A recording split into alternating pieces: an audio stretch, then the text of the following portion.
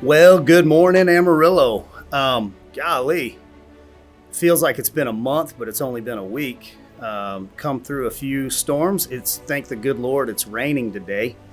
Finally get a little moisture. Hopefully this will hang around today. So it's Friday morning, 10:30. We're in the middle of early voting. We get to continue with early voting today and then Monday and Tuesday. So May 2nd is the last day for early voting. So I just encourage everybody to get out there and get those votes cast for whoever it is that you guys pick. And then, of course, we have May 6th coming up. So that Saturday will be our day to go and let our voices be heard at the poll. I just wanted to take a minute to reach out to you guys and hopefully answer some questions, clarify some things, and have a little dialogue here. You guys always are good to respond. I've been taking lots of questions. I've had so many uplifting, encouraging text messages, emails, phone calls from good old Amarilloans like ourselves, where it's just like, man, that was awful on Tuesday. I hate that for our community. I hate what we saw, what they did to you or tried to do to you. We see the truth. And so, the old saying goes, there's three sides to every story. Well, today I want to give you two sides.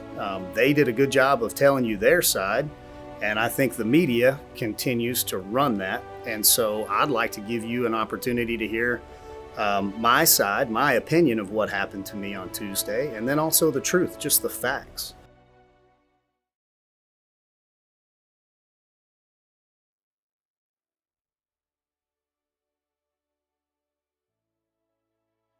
So let me start with the fact that Tuesday's meeting was a political hit job. And, item 5B, amongst other things, was predicated on the fact that I took a campaign contribution and that somehow impugns me and makes me vulnerable to doing whatever Alex Fairley would ask me to do in the future. And so I just want to state for the record, I had no conversations with Alex Fairley about the lawsuit since, I exited that lawsuit. He's never asked me to do anything for him. He did contribute $40,000 to my campaign. We've raised over $130,000 for this campaign, which is overwhelming for me as a small business guy to see this amount of money that has come in from individual donors. And I don't know if it's 200 donors, over 100 donors, however many we've had. We've raised a tremendous amount of money, and that $40,000 is less than 30% of that amount of money. And so in proportion, I think that's okay. I think that's fine in the way that is a very large donation, but it doesn't come with strings attached any more so than anything in this political game, that when you take money, you always have to be mindful of the fact that you can't do any favors for anyone, whether they're your business partner, whether they're your family, whether they're your friend. Everybody in Amarillo has to be treated the same, and I cannot do anything for any one person that I can't do for everyone. And that's the bottom line. That's where we're going to this. That's the integral part of what was on trial Tuesday at the Kangaroo Court. I chose not to participate. I've taken some backlash from the media where they said Mr. Stanley didn't answer questions. He got up, he got upset, he left the meeting. No, I answered all the questions that were presented. What I refused to do was to sit there on trial and be deposed, in a criminal form by something that was predicated on some fallacies that I somehow could ever weigh in or affect a lawsuit that's already been heard in the court. It's already been done. Everything on that lawsuit was decided by Judge Souter. Then it was appealed, and it's gone on to the appellate court, and the appellate court's already gonna hear and do everything that they need to do, and that response will play out over time.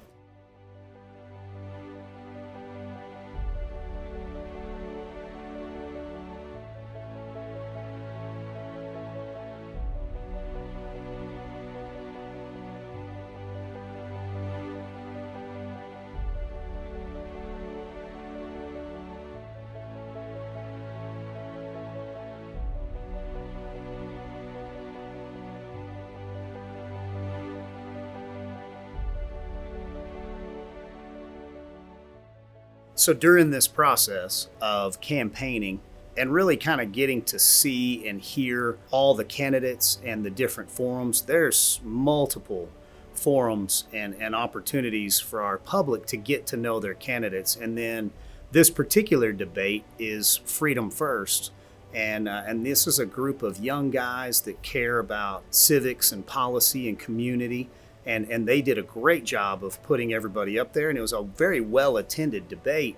And in this particular debate, we were given a minute to answer, and then there could have been a 30-second rebuttal. And so it's just important to keep in context that you don't know these questions before they're asked. You don't get to prepare for these. And that particular question is a pretty hot topic button that I don't have a lot of context for, in the way of I don't know anything about the current status of that lawsuit. And so my answer to that question, I felt like needed to be direct, and I didn't want to duck it or dodge it. And it wasn't good enough for me to just walk away and say no comment. But I took it a step too far in taking some liberty of saying, the city could drop the lawsuit. Honestly, I don't even know that it could be dropped. The opposing side, which is Fairley's side, he may not want to drop his appeal. So we would assume that if we dropped it, then those legal fees would get paid. I don't know that. I don't know the legal repercussions of him dropping his suit, or what that looks like for other cities around Texas. There's state law right now that's being written into existence based on what happened in that lawsuit. So there's lots of parts and pieces there that I didn't fully take into account when I said those few short words. And obviously, my opponent took an opportunity to pick that up and run with it. I've been asked this multiple times. What was Trent Sizemore going to say?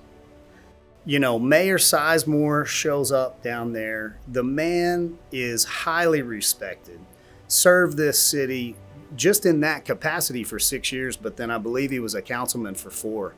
So 10 years of true good leadership and setting a good example. And he comes back to the chamber that he hasn't set foot in since he left. And he's not even given an opportunity to speak. That was super disrespectful. But the question out there that everybody wants to know is what was Sizemore going to say? What was he going to ask? What was he going to do? So I'll just let you know, I called Trent and I said, hey man, saw you show up, didn't expect that at all. What were you going to say? And he said, man, Amarillo will just never know. And so he's not telling me. He's not telling anybody, I don't think. But if he ever comes back into the chamber, I can tell you we'll honor him and let him have the microphone. For the last 3 months, we've tried to run a good campaign that's upfront and tells you the truth and answers your questions. And so some of these facts that have been rolled out just need to be stated again. This lawsuit went around the will of the voter. It circumvented the law. Austin is right now writing legislation that will prevent something like this from happening again. Tax notes are not to be used for this type of function. This was not core function. And so, bottom line, what Alex Fairley did, I appreciate. And the donation that he made to me, I appreciate. And all the donations that I've had, large or small, come with the same amount of responsibility moving forward, that I want to steward that money well to get elected so that I can steward our city well, so that we all can have what we really want, which is a good community that comes together for the things that we need and we see. I would like to say that kind of putting that behind, I felt like what the mayor did was a pretty low blow. I took nothing out of there personally that day. I'm not upset. I don't hold her in a personal issue. I don't have any unforgiveness. I don't feel anything about that. That was her choice to leave her legacy here for our city. I hate what happened. It makes me sad for our city, but we still have another meeting May 9th. So we're going to get to vote on May 6th. May 9th, we're going to have another meeting, and I would encourage our council to get back to doing city business. What happened on Tuesday had nothing to do with city business, had nothing to do with my integrity.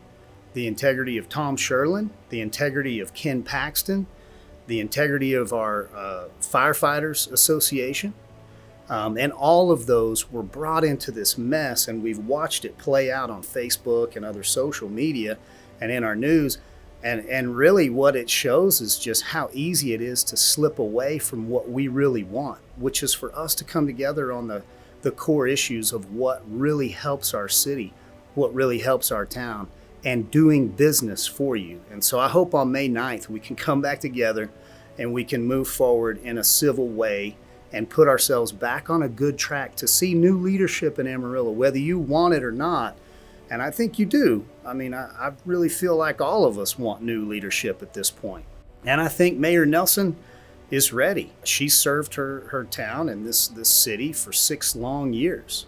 And the way in which you hand that baton over matters. And I want to see a new clean city council come in without all of this drama and without any deception and without any of this mud and muck that keeps us from focusing on what really needs to take place down there at City Hall. And what needs to take place at City Hall? Some good citizens that step up as volunteers, put in those extra 20, 30 hours a week to listen to you, to hear what your needs are, to come up with strategies and solutions and visions that empower your staff and empower those dollars, those tax dollars that you've put at work in our hands to go out there and provide services for you.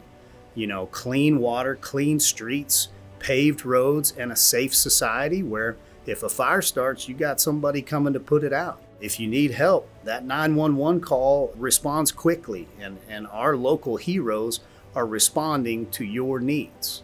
So I would just encourage everybody here in listening to where I'm coming from in this short talk.